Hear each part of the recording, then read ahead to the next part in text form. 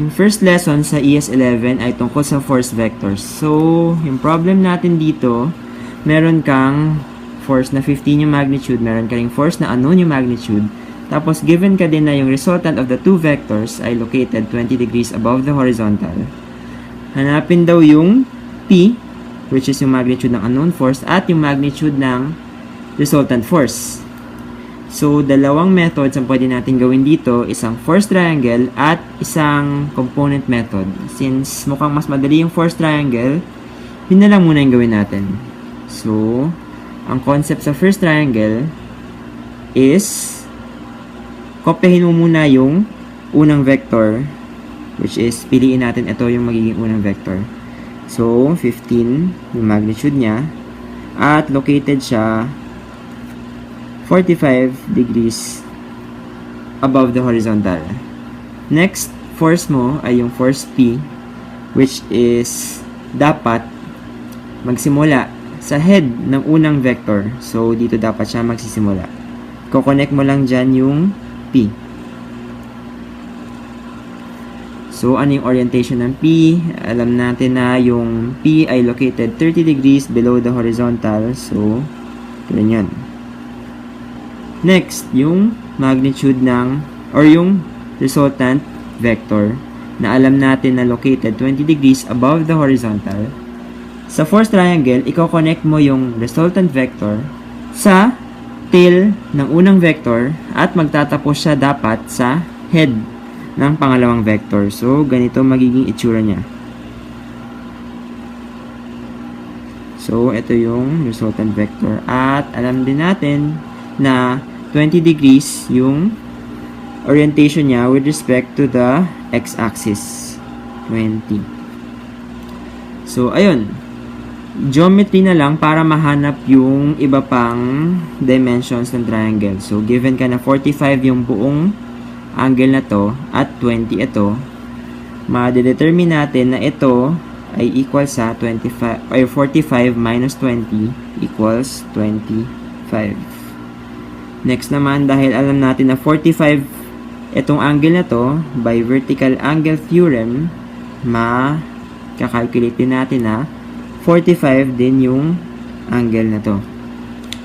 Next, dahil alam natin na ito ay 30 at ito ay 45 at itong buong ito ay 180 degrees, malalaman natin na itong angle na to ay equal sa 180 minus 45 minus 30 na equal sa 105.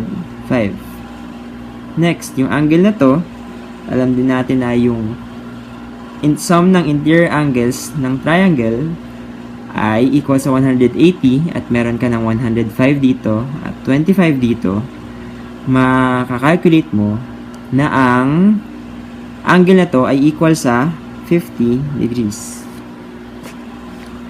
So next, alam na natin lahat ng dimensions ng triangle na to. Pwede na nating i-compute yung remaining dimensions through law of sine or law of cosine. So, gamitin na lang natin yung law of sine kasi mas madaling gamitin yun in this case. So, sine law. Paano gamitin yun? Hanap ka muna ng pair kung saan given yung angle at given yung side. Which is ito. Sa pair na to, given ka na 15 yung side niya at yung opposite angle niya ay equal sa 50, sin na lang, sin 50 over 15 equal siya dapat sa sin 105 over yung opposite ng 105 which is r, equal din dapat siya sa sin of 25 over yung opposite ng 25 which is p. Next, so makakompute na natin kung ano yung value ng R, yung resultant force, at saka ng P. So, paano madaling isolve yan? Kung tinatamad kayong mag-isolate, pwede nyo lang i-shift solve sa cycle yan. So, paano mag-shift solve sa cycle na to? So, kopyahin muna natin. Sin 50 over 15 shift equals, para ma-generate mo yung equal sign, sin 105 over, since di mo alam yung r or unknown yung r, substitute mo na lang siya or gawin mo na lang siyang x. Press yung x na to. Then, para ma-solve yung equation na yan, press nyo yung shift, then solve. Yung unang lalabas na number dyan ay yung initial guess. So, ano bang pwede nating initial guess? Gawin nating 5 na lang. 5 yung magiging initial guess natin. Isa-solve na ng cycle yan. Ang magiging value ay 18.913. So, nalaman natin na yung R o yung resultant ng dalawang forces ay equal sa 18.91 newtons. So next, para naman makuha yung P, same din. So imbis na 105, gawin na lang nating 25 para shortcut. So same ulit, shift, solve, then press equals. Or baan muna natin initial guess natin para hindi tayo mapalayo. 4. So, ayun. So, yung magnitude ng vector P ay equal sa 8.28 newtons.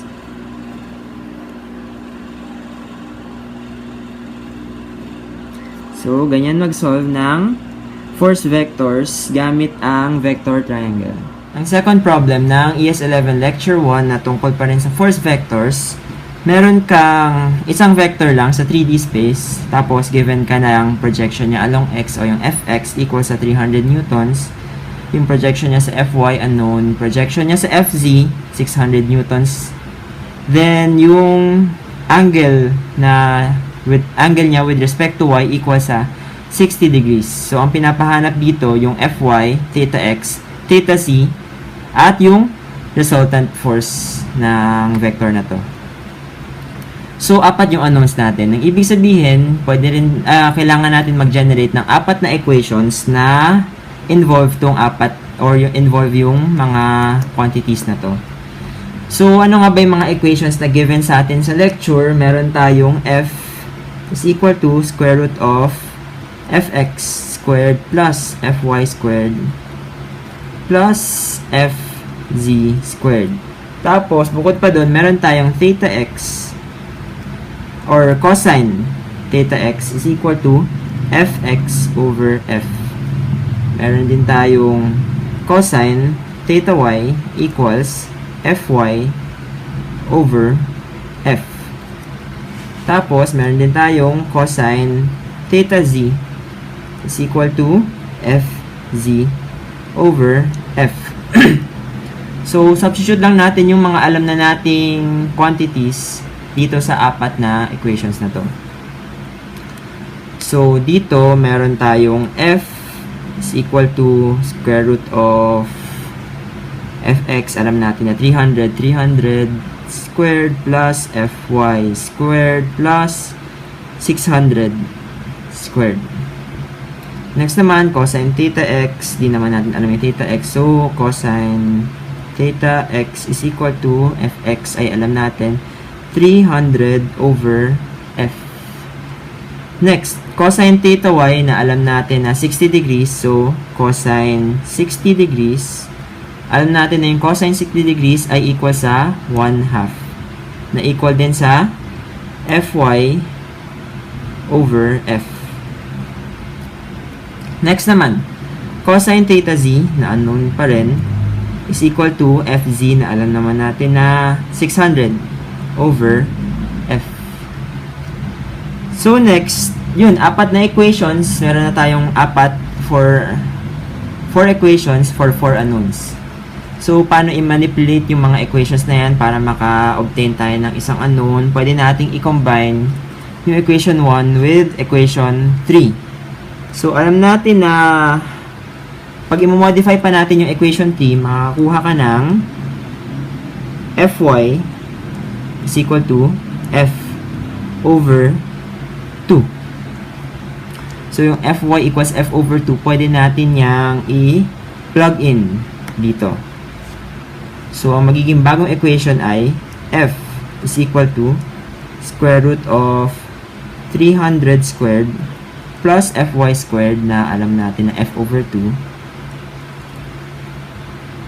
squared plus 600 squared. So, isang equation na lang at isa yung unknown. Makukuha natin na yung F ay equal sa 774.6 newtons. So, next naman, dahil alam na natin yung F, pwede na natin isolve yung theta x at theta z. So, paano mahanap yun? Meron na rin naman tayong yung 774.6, pwede natin i-substitute dito sa F na to. So, cosine theta x is equal to 300 over 774.6. So, isolating theta x is equal to cosine inverse ng 300 over 774.6 na equal sa 67.21 degrees. Similarly, pwede na rin natin gawin yung same na ginawa natin sa theta y. So, cosine or sa theta z. So, cosine theta z is equal to 600 over 774.6. Makukuha natin na ang theta z ay equal sa 39.23 degrees. Next, ang kulang na lang, ang hindi pa natin nahanap ay yung Fy. So, paano kunin yung Fy? Makukuha natin siya here, sa equation na to, gamit yung equation na to.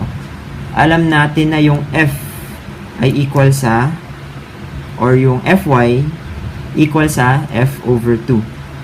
Eh, alam naman natin yung value ng F, which is 774.6.